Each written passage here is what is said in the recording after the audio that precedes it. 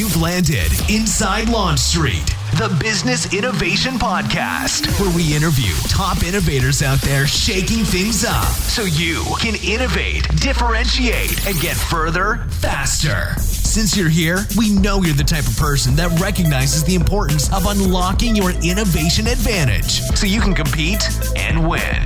And now, your host, the person that has worked with leading companies like Disney, Procter & Gamble, Aero Electronics, the U.S. Army Research Labs, and Red Robin on upping their innovation advantage, Tamara Gontor. What's up, Launch Street? Tamara here, your host and lover of innovative thinking.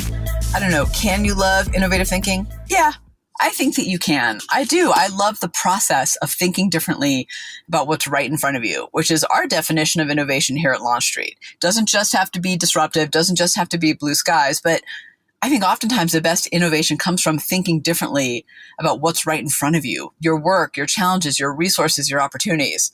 And that is exactly what our guest did. Laurie Nadeau is the founder of, get ready for it, Smokin Marys. What is that, you ask? Oh, just a Bloody Mary mix that makes your Bloody Marys all smokin'. Yeah, that's right. And this came from a frustration and an opportunity that she discovered all at the same time. Now, this podcast is brought to you by Brility Digital. What do they do, you ask? Well, they tackle incredibly tough business challenges from a strategic growth perspective in order to implement the most effective digital resources to meet your objectives. And they have a free digital assessment tool that they're giving to Launch Street for free, not to other people for free, just us. So whether you're a big brand, small brand, or even not, you don't even have to be in the marketing department, just someone who cares about the health of your business, go check it out, because I promise you that no matter what business you're in, the digital world and your impressions there matter. All right. Let's get to some Smokin Marys. Laurie, thank you so much for being here. I have a feeling we're going to go on a little bit of a wild ride today. Oh, I sure hope so. I definitely want to have some fun with you here this morning. I think so. Well, let's start with, what's the one thing people would be surprised to learn about you? Well, most people are surprised to learn about me that I'm a diabetic, and I'm an insulin dependent on an insulin pump. And yeah, most people are very surprised by that. It is kind of, alcohol and diabetic doesn't normally go together, does it? Well, it can. It can. It depends on how well you take care of yourself and how you manage that. But one of the things that they're really surprised about is how I actually incorporated how I made the mix with my having diabetes. And I know that's going to be kind of that's an interesting story in its own. So many people are focused on the on the keto and the sugars and all that. And I said, and some people are actually diabetic when they're asking me about the sugars in it. And when I tell them that I put about a tablespoon of sugar per 5 gallons, and that is only to balance out the acid. And it's funny. And I say, well, it's because I'm diabetic. And they kind of look at me and they're like, wow. It's like they expect you, when they find out you're diabetic, it's like they have this image of diabetics as being ill or looking ill. And it doesn't have to be that way. Oh, that's funny. All right. Well, that actually leads into my kind of first question, which is, because, we're talking about a Bloody Mary mix here and a smoking one at that. So what's the origin story behind Smokin Mary? Well, it actually started out, I was helping some friends do a farmer's market. And because they wanted some help, they were trying to help out a cousin that had a greenhouse operation. And so I said, yeah, sure, I'll do some with you. And when everybody else started coming out of the ground, we had a whole bunch of leftover tomatoes. And that friend of mine actually taught me how to can. So I canned every kind of sauce under the sun. And I was actually smoking the salsas that I was canning as well. And then I still had a bunch left over. And a neighbor said to me, well, why don't you make Bloody Mary mix? And my whole response was, well, because I never thought of it. The only time I ever really drank Bloody Marys was either at an airport, on a plane, or in a casino. And those are things that I really didn't frequent much. So I went online and I found this recipe on Google. It had like 4 ingredients. And I'm like, oh, no, no, no, no. So my husband is a gourmet cook. So he cooks with so much flavor. And that 4 ingredient recipe had no flavor. So what I did was I opened up the fridge and opened up the spice cabinet. And I started just throwing in all kinds of flavor additives. And, it ended up being 5 years later, 16 revisions. And that's what Smokin Mary, how she was born. This may sound like a weird question, but when you first smoked and put it together and had a sip, were you expecting it to taste good, or were you like, this is crazy, I'm not sure this is going to go anywhere? Well, it wasn't meant to go anywhere. The only thing it was meant to do was to use up all those tomatoes. And that's the funny part, because, I had no idea. I had no idea what it was going to be like. I had no expectations, which was, even more rewarding in the end. But I just thought, well, if the salsa came out as good as it did, I bet this is going to come out just as good. And it turned out fantastic. It was absolutely fantastic. And I kind of played around with it. Obviously, I played around with it for quite a while, but, I sampled it on all the neighbors and they all loved it. And they're like, well, we know what we're getting for Christmas. And I said, yes. How did you know you were truly onto something, not just something that you and a couple neighbors would love? Well, the more people that tasted it, and I'm talking about friends, family, just kind of everybody. And then, we were living in Park City, Utah at the time when I was creating this. And we had a lot of people, a lot of connections that were in food and beverage industry. Bartenders, waitstaff, caterers. So we had a lot of influence in our group of people. And when they were the ones that were saying, hey, you might want to think about doing something with this, that's when you really start to think, well, maybe I should. Having never been in that industry before, I don't know. I don't know if I'd do it again. It was definitely a long road. I think sometimes, right, it's what you don't know that keeps you going. Otherwise, you would see all the barriers and hurdles in your way. Oh, absolutely. And on that note, I'm curious, because you had said, I don't know that I would do it again. I know you're kind of half joking, half not, but, what were some of the things along the way that make you think that? What were some of those barriers that you were like, oh my gosh, now I got to get over this too? Well, first of all, when I first went into production, because I use co-packers, because, the one thing I don't want is the liability of the kitchen and the health aspect, health department and sanitary and all that stuff. So I use co-packers because they have all that dialed in. And the very first hurdle was when they said, well, go ahead and let's get your recipe. Send that over to us. And so I did. And I had it just like any other consumer would have it. A teaspoon of this, a tablespoon of that, a cup of this, half cup of this. And they called me and they said, no. We need your recipe in gram weight. And I said, in what? And they said it all had to be measured out by weight. Well, yeah. And I'm sitting here going, oh, okay. So then another test batch, and I had to weigh everything. And I just happened to have one of these little scales, that a doctor had made me have to weigh food, which lasted all of 30 seconds. I have one too. Yeah, we have one. We just don't know what they're for. Yeah. So I think you put plants on them or something. I'm not sure. It sits there. Candles. Yeah. Just makes it look like I'm measuring my food. It's, it's more for show, really. Right, exactly. So I weighed all of these ingredients out, but then I got stuck on the sugar because I couldn't get it to register because it was such a small amount of sugar. But it still had to be it had to be a weighted measure.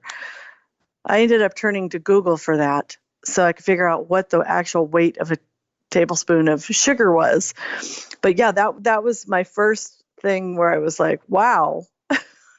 That was a new loop. Right. And those are the things that you really just don't even think about, right, when you're going into it. And I kind of wonder if you had started out with that, I have to scientifically measure everything, if if it would have taken the joy out too soon, and if the recipe actually wouldn't have been as good because you would have been in a whole different mindset. I think you're right. Absolutely. I think the joy of it and the fun of it would have been taken away because when I was making it, I was in my creative mind and just really going with it and having fun and, tweaking it.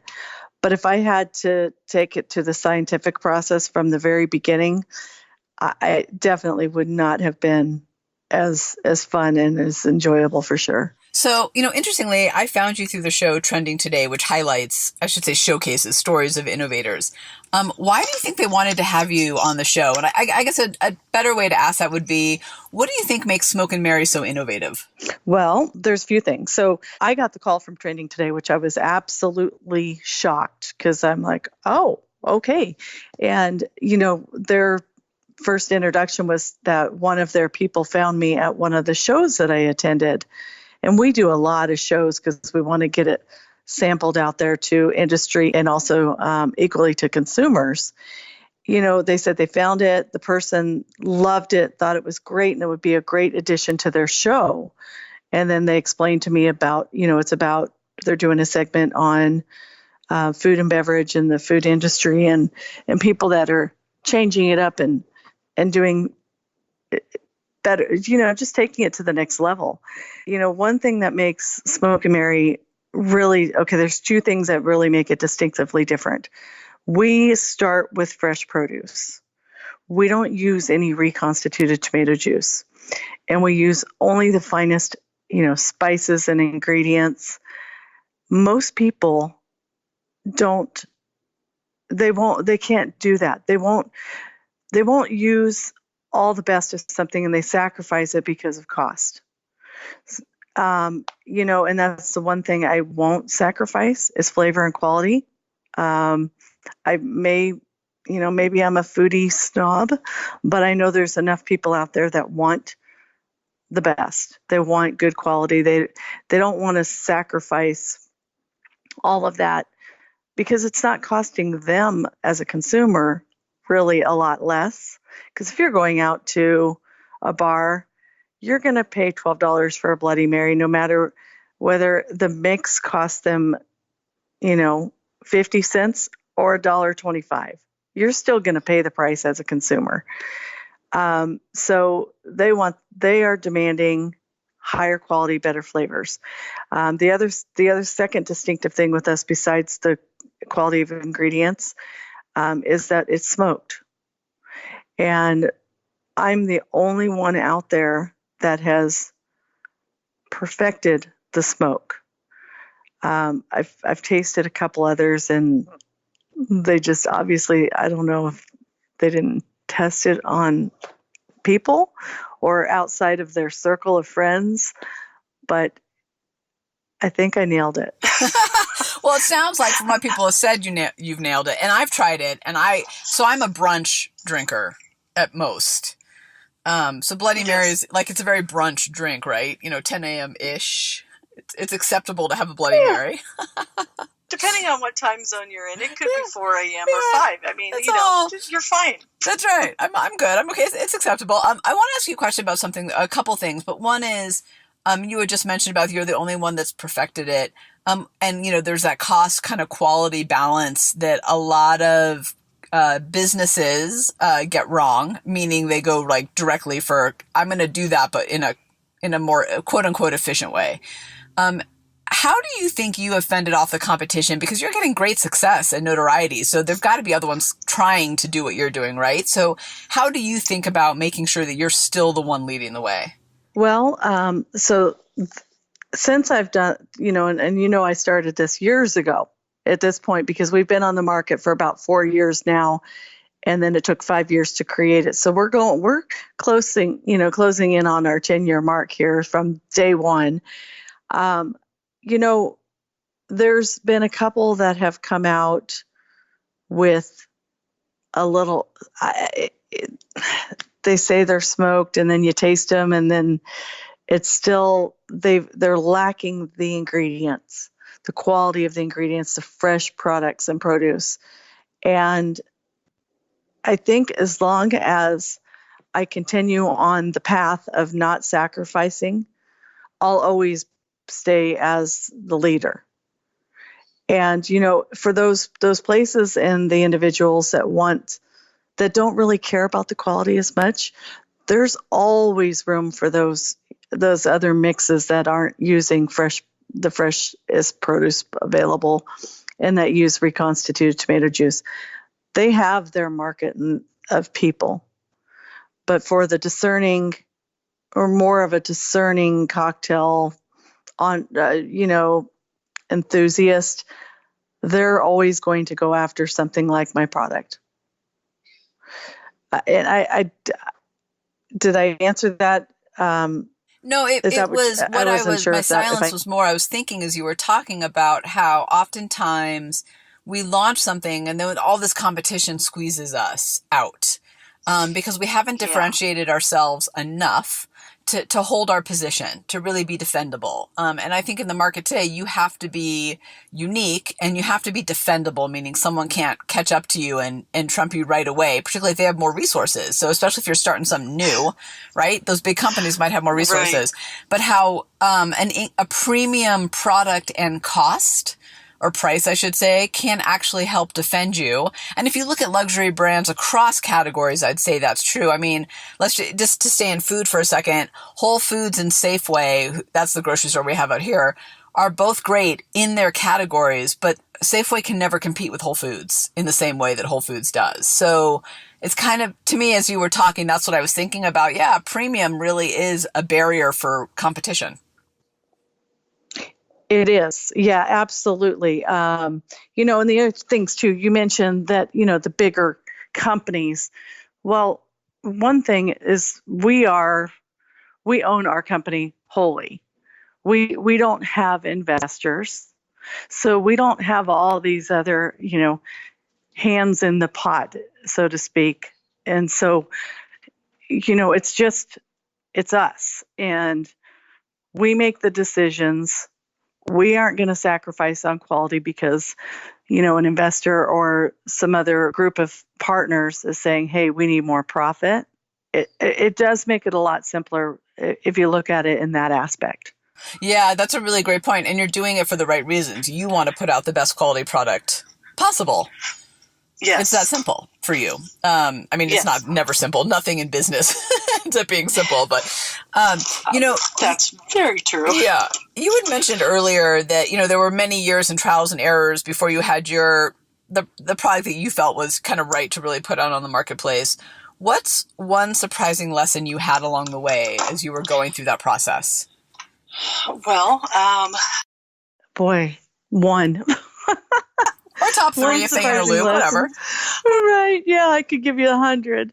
One of the things that my husband, because like I mentioned, he is the gourmet cook.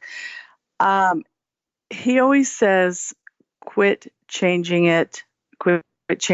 Well, I'm one of the people that I'm an innovator. I'm always wanting to change to make things better. So one of the things that we were doing recently is because we were opening up another facility out in Texas and then also in the Midwest, because we're doing them throughout the country so that we have better coverage and less freight cost. So I had changed the horseradish to use a more local product rather than, because what we do is we ship everything from California to wherever these facilities are, because I will not change on the consistency of the ingredients. Well, I did with the horseradish, and we couldn't figure out why it wasn't the same. And it took one of our testing friends, who happens to be a winemaker and has a fantastic palate, to figure out what's different in this. What did you change? And I said, well, the only thing different is we just use a different horseradish company, but they say that they're just, that horseradish company said they were the same as the one that we were using. And he says, no, it's the horseradish. I can distinctly tell that that's the difference. And one little tiny change. And, the lesson that I learned was, first of all, not to change anything like my husband has always been telling me. But we won't let him know that. And then the second part of that is do your research. Don't just trust, like I trusted that horseradish company saying, oh no, we're identical to that. When in the end, they're totally different, completely different. So I used I trusted that what they were telling me was true rather than actually getting it, tasting it side by side and knowing for sure and certain that, comparable. So that was a big lesson that cost us a couple months of production time. So that was... I'm glad you brought that up about production time, because I think sometimes we don't... So I'm like you, I'm always trying to, once I make a change, I'm like, done with that one. What change do I get to make next? And my team is always like, stop, just stop. Like, you don't get to make any changes for the next 6 months. And we have a tech product, our assessment. So we're doing it on technology, but every time, in a similar way you just said, every time we make even the tiniest little change, something somewhere else breaks. Always. And that's just kind of the way it is, I think. And you just said it, like one little change, changed your production time or slowed you down by 2 months. So there's an impact, but change is good, but it's a matter of thinking through, if I do this, what's the impact of it? Okay, I am here at Launch Street with Derek Kuhn, who is the president of Brility. Derek, you are the perfect person to have this conversation with. I want to talk to you about business growth because I suspect most of us are doing it wrong. I know I was. So how do you think about growth? Hi. Hi, Tamara. So you're right.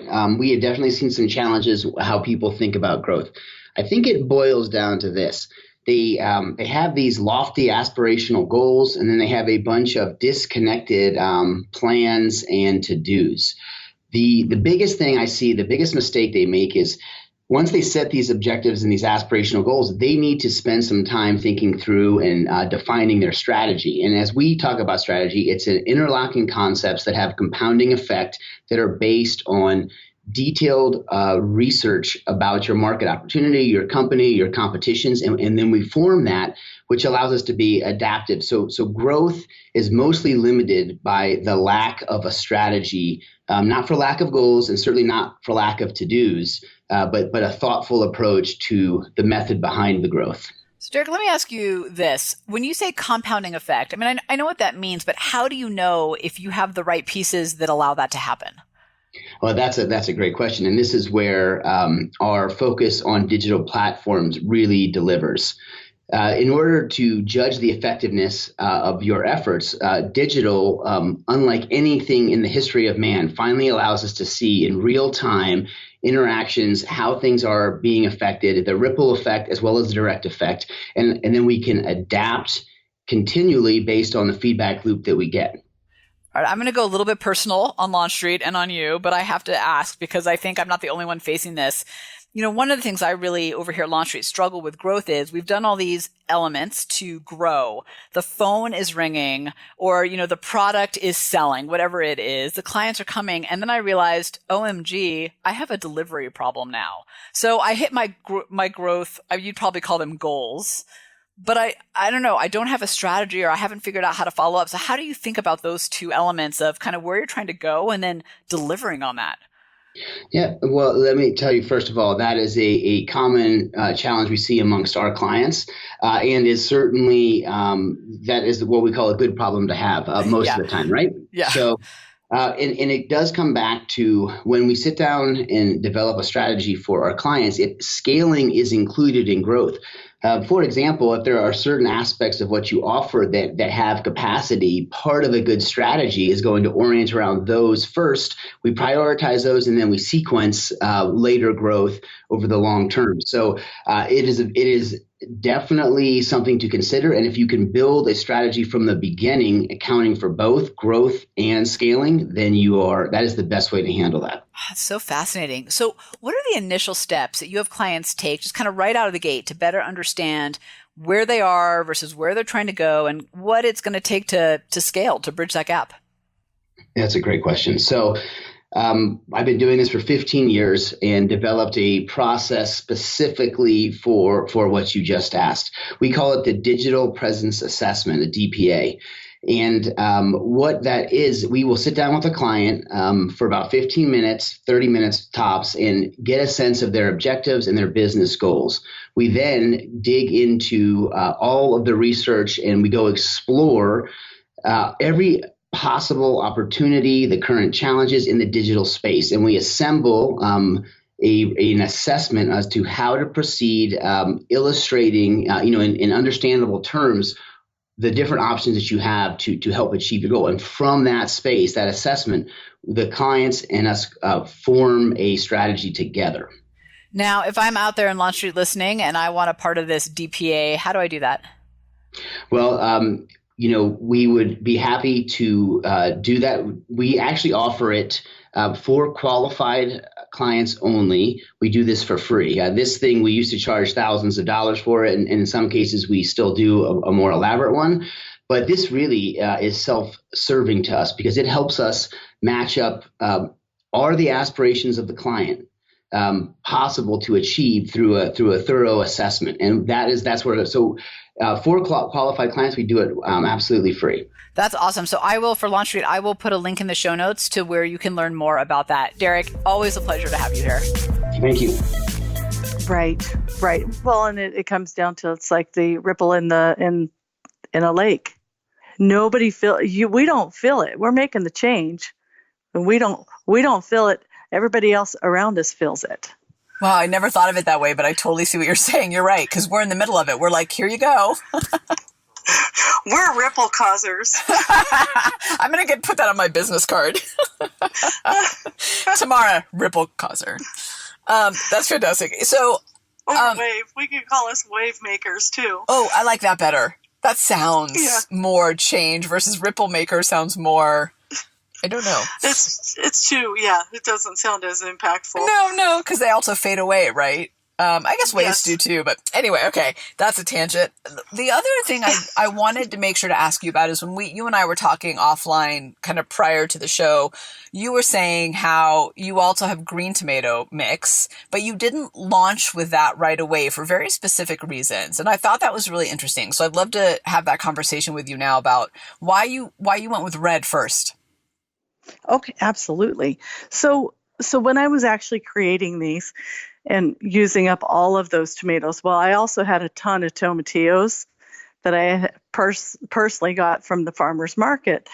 And so I was making, I think I had 4 different red versions, and then I did one with the tomatillos and kind of played with all these at the same time. And the green one was always my favorite and everybody's favorite. They're like, "Ooh, that one's really good. I love that." And going on and on and on. And I'm like, okay.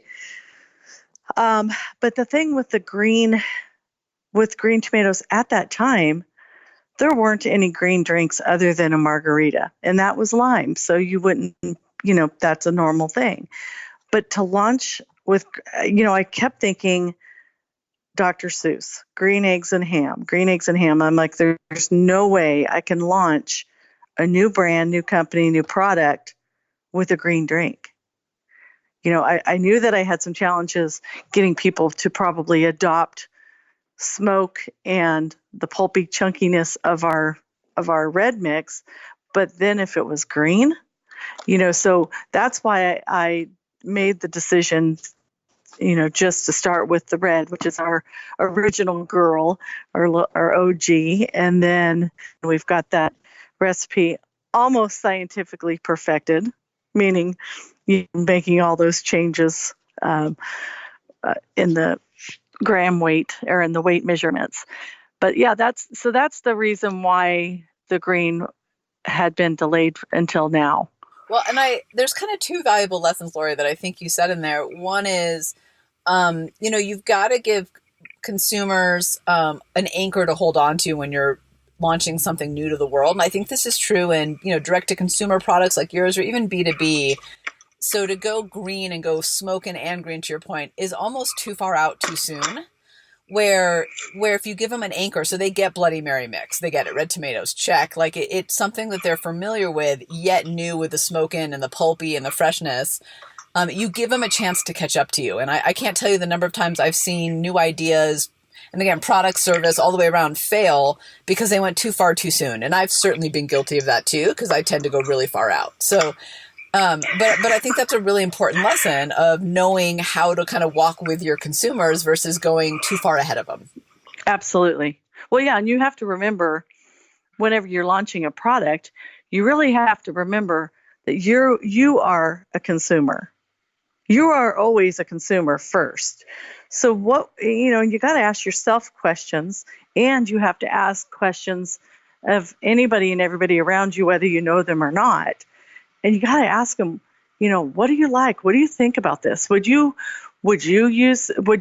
drink this? Would you buy this? And really get honest opinions. And, the hardest thing I think is getting getting a real honest opinion from friends and family. Yes, true. They don't want to hurt your feelings. Yeah, and that's such a horrible thing. It's like, but it's the most valuable information that you can get as an innovator. Yes, agreed. And you as the innovator need to be open to hearing it. I think we can also get stuck in the, oh my gosh, don't call my baby ugly defensive mode. Absolutely. But the reality is, right, feedback is feedback, and you can filter it through your lens, but all feedback is good in some way. You just have to be open to it. Yes, and I can tell you from personal experience, when I was mentioning earlier that we do a lot of consumer shows. So I'm talking about festivals and, just big, huge events where everybody goes for the music and the vending, vendors and shopping and drinking and those type of events. And, there are people that absolutely do not like smoke. You cannot change that. You can't change it. And I actually have taken offense to a couple people because of the way that they reacted. And, because I put my heart and soul into this for so many years to make something for other people. I didn't make this Bloody Mary mix for myself. I never did, because as I mentioned also earlier, it wasn't something that I drank all the time. So it had nothing to do with me. It's always about, I want to do something better. I want it to be better because I know there's got to be a better way. And when somebody will have this reaction of, gut wrenching, and I'm like, oh my, and I'm sitting here going, everybody else thinks it's fantastic. Yeah, what's your problem? Yeah, well, yeah. And I'm like, wow. And there have been times where I've just looked at people when they do these, reactions, and I'm like, wow, I'm sorry it was so offensive, But, I try to keep that in check, but there are times when you just can't, because they just go for your throat on something that you're so passionate. And, I don't think they mean to. I just think that that's just their reaction. And that's just how they are, their personalities. And that's the one thing that you have to be so careful as the innovators to really not take it personally, because that part is very difficult. Yeah, it really is. And I think it also, so what you were just sharing solidifies to me that your product is for the right fit, for the right people, and not for everybody. And that's actually a really powerful thing to know who you're for. And the other thing I was going to say earlier about kind of the lesson that came out of the story you were sharing is you do a really good job. One of the things I really appreciate in your product and brand and the story and just everything around it is that you really own your difference. Years ago, I worked on a product they were trying to bring to the U.S. It was apple juice, but it had apple bits in it. And in the U.S., we don't tend to like to drink our juice and get food in our mouths at the same time. It's not right. It's not our behavior, but it is in Europe. So they were trying it here, but I think it could have been a winning product. It was actually pretty awesome. I think the bigger challenge wasn't the behavior change we were trying to create. I think it was that we didn't own the difference. We tried to hide it. we kept like, we'll just not tell them that there are bits in there, and then they'll discover it, but they'll like it. And it was shocking to people. And so we got some trial, but we never got repeat for that reason. And I think, with yours being kind of fresh tomatoes, a little pulpier, and smoking, like to own the difference really captures the right people and keeps the ones away that aren't the right fit to begin with. Right. Yeah. Well, and that's true. So if I give somebody a sample, and I always make sure I tell them, okay, what's going to happen here is you're first going to get the smoke, and then you're going to taste all the pulp of all the fresh produce. And I said, because we start with fresh produce, we don't use the reconstituted tomato juice. And if they know what to expect, then they're like, oh my God, this is the best Bloody Mary mix I've ever had. And then I go into, you can also cook with it.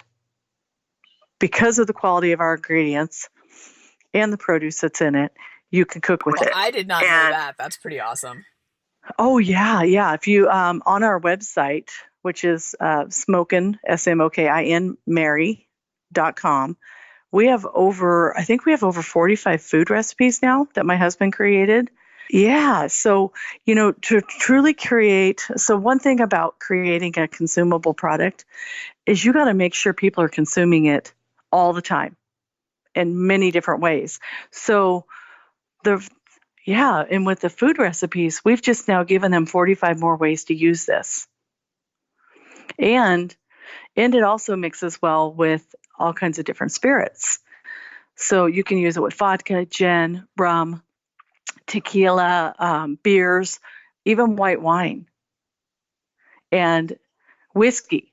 Jameson whiskey. Oh, I do like whiskey. So going back to your earlier comment, though, about, you only drink Bloody Marys in casinos, on airplanes, right? And I was saying I only drank it at brunch time when I go out to brunch, which is few and far between these days because I have kids. But it's really brilliant to expand the usage beyond the typical. I hadn't really thought about that, but you're right. You were going into a very narrow category in usage prior. Yes, absolutely. And it is a thicker mix, so it does allow, and the reason why I made it thicker was because I like to talk, and you can probably tell just in this interview that I like to talk, but I like to socialize. When I'm out, and when you're out at brunch, don't you like to talk to the people you're with? Yes, I do. And, if you're sitting there talking and you don't have a sip of your drink for 5 minutes because you're in a good conversation, you shouldn't have to have a watered down drink or a ruined cocktail just because you decided to have a conversation. So the one thing with our mix being pulpy and extra thick is the flavor. As your ice melts and as you have your spirit in there, the flavors open up even bigger and brighter as your ice melts. So, and then all that pulp holds the flavor. So I like to explain it a little bit more easier to understand is, if you have a glass of orange juice that's got lots of pulp and then you've got a glass of orange juice that has none. To me, the orange juice with none doesn't taste like orange juice. It just doesn't taste like fresh. You don't have that freshness because if you squeeze a glass of orange juice, you always have the pulp in it. And that's freshness is in that pulp. So, if you don't have pulp in your cocktail holding that flavor, then it just goes away. The flavor washes away as soon as your ice melts. Correct me if I'm wrong. I'm like a little bit mouth gape, like, oh my God, what a perfect drink to serve if you're having people over to socialize, because then the drink stays delicious, if not more, gets more delicious. Were these side benefits things that you kind of figured out along the way? I mean, I have to imagine that you didn't think all this through as you were smoking some tomatoes and giving it to friends. No, all of this happened, just as people started, well, my husband, obviously, he's just started cooking with it. And then my sisters also did. I have a couple sisters that were cooking with it. And that all happened way after the fact because, of course, and as far as mixing it with different spirits, that came about as we were going to different cocktail beverage shows. So, or if we'd be at a show and a bartender would come up, and for the Jameson one, that was at a consumer show, and a bartender said, "Hey, have you ever tried that with Jameson? That would be really good." And my husband and I, we looked at each other and said, "Wow, she's crazy." And then we went home, and I got on a flight and went out to another show, and he came home, and he called me late that night after I'd landed, and he said, "Hey, he said, I tried it with the Jameson. It's pretty good. I finished off our Jameson. Need to get more." And I laughed. I laughed so hard because I'm like, wow, we really got to be continue to stay open to all these good ways of drinking it and cooking with it, and keep our minds open. And it's been fun. It has been absolutely fun. I think, Laurie, there's a great insight in lesson in what you're saying, which is kind of, well, you really just said it, always be open to how your product is being used and could be used. And I think from even our side on Launch Street, which is totally different, right? We're a tech company at the end of the day. Like the bare bones of the things that we provide is media, really, right? Podcast, assessment, online tools. But all those things have evolved over time because someone called or emailed me and was like, "Hey, I'm thinking of doing this and using, your product for this." And I was like, "Oh, I hadn't even thought about that." So I think to presume that we know the best uses for our own products is actually really egotistical. And then actually, if we're listening, they'll tell us what to do. Yes, and they'll always tell you what they want if you listen. Yeah, you just have to listen. That's the key. That's the insight, I think, that is easily missed. Right. And it's so funny when as I talk back to talking to consumers, I get so many people that say, "Oh, I hate Bloody Marys. I hate tomato juice." And I said, "So do I. I absolutely hate tomato juice. That's why I don't use any." And they look at me and they think, "What?" I said, "No, tomato juice is nasty. It's reconstituted. It has no flavor. It waters down." And they're like, and now I've captured their attention. And I said, "How do you like salsa?" And they said, "I love salsa." I said, "Well, then come taste this." Because I think of it more, not just because it's pulpy, but I think, it's got that freshness of the produce that's in salsa. So that's why I get them with that hook on the salsa.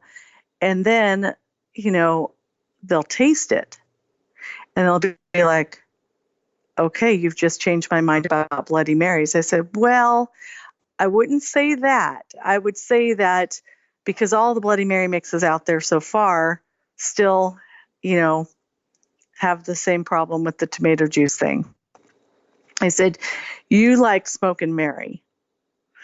And they're like, "Yep, you're right." So before we kind of close out, because I can't believe we're almost out of time, where can people go to learn more by Smokin Mary's Connect? So there's a couple. So we are in California. We're in Total Wine and More in Northern region, and same thing with Whole Foods. So if they have a Whole Foods or a Total Wine and More near them, they can go to the store manager and ask him to bring it in for them. And then that store manager will work with corporate to make that happen. But it's really about them asking the store manager and, kind of demanding that they bring it in for them. The other option is they can purchase it on our website, which is Smokin Mary, SMOKIN, Mary, MARY.com. And they can see the different options for the shipments, and they can see the recipes that I mentioned earlier. And then we've also got some cocktail videos on there. And then, of course, there's pictures of us on there. Yes, I know. I've seen that. Now I got to go back and look at the recipes because I missed that last time. Yes. So, Laurie, this has been wonderful. And I've got many more questions for you. But just to close out, what's one piece of advice you have for those trying to, push the boundaries the way you did? Maybe change the way a category is seen? Well, one piece of advice, I would say you're always going to have fear. Always. I mean, it's looking at you around every corner, but you've got to push past that fear keep your passion strong, keep your motivation strong. And those are all very difficult things to do. Build a strong support group, because that's going to help you when you jump into the deep end or what you think is the deep end of the pool, and it's the shallow end. You got to have your people there to pick you up and just, keep reminding you why you've done this in the first place. Yeah. Isn't that the truth? And I think, when times are good and when times are not so good, both that rings true both ways. Absolutely. Well, Laurie, thank you so much for coming by. I am now very thirsty, so I'm going to go have a drink. And it's brunch time. Yeah, and it's brunch time in Denver, so I'm going to go get some friends and have a drink. All right, Launch Street. How fantastic was that? Wasn't Laurie interesting? Yeah, so many good, just golden nuggets out of it. And, of course, now I am totally thirsty. All right. Here's our action. Go have a smoked Bloody Mary. All right, there's other actions in there. What I actually want you to do is think about how you can differentiate in your marketplace and in your world. And if you're thinking to yourself, well, I don't control the brand or the product, that's okay. How can you differentiate yourself in your work as well? Tamara, out. Thanks for hanging with us on Inside Launch Street. If you know someone that is truly ready to unlock their innovation advantage, have them join you on Launch Street. Discover your innovation advantage. Build a team of high-performing innovators and ignite ideas and solutions that create massive impact. GOTO, launchstreet.com. Remember, innovators, if you don't take the leap, somebody else will.